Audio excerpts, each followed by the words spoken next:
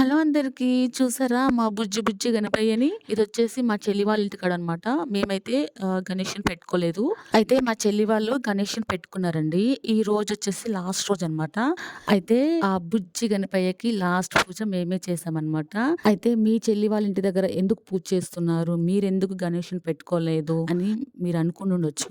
ఎందుకంటే మా బావగారు చనిపోయి 1 ఇయర్ అవ్వలేదండి. సో, అందుకని చెప్పి ఎటువంటి ఫెస్టివల్స్ జరుపుకోకూడదు అన్నారు కాబట్టి మేమైతే గణేష్‌ని పెట్టుకోలేదండి. అంటే మరి మీరు పూజ ఎందుకు చేస్తున్నారు అంటే, మా బావగారు చనిపోయి 1 ఇయర్ అవుతుందండి. మొన్నే ఆగస్టు 29కి మా బావగారి సంవత్సరికం అయిపోయింది. సో, కాబట్టి ఇక్కడ మేమైతే పూజ చేస్తున్నామనమాట.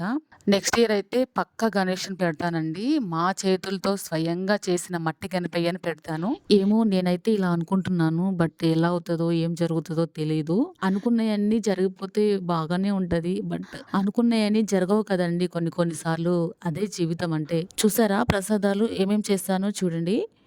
పులిహోర, దద్దోజనం, వడలు. ఇవి చేశాననమాట.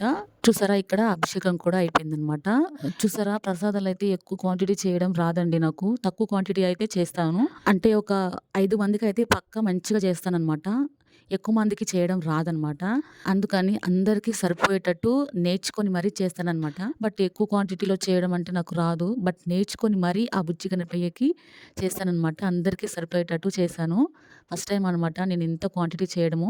చూసారు గదా! మేమైతే పూజ ఇలా చేసుకున్నాము. ప్రశాంతంగా కంప్లీట్ అయిపోయిందనమాట. నెక్స్ట్ ఈవినింగ్ అయితే గణేషుని నిమజ్జనం ఉందండి. సో, అది కూడా ఆ వీడియో కూడా పోస్ట్ చేస్తాను చూడండి. ఓకే అండి. వీడియో నచ్చితే లైక్ చేయండి. మరిన్ని మంచి మంచి వీడియోల కోసం మన ఛానల్‌ని సబ్స్క్రైబ్ చేసుకోండి. బాయ్.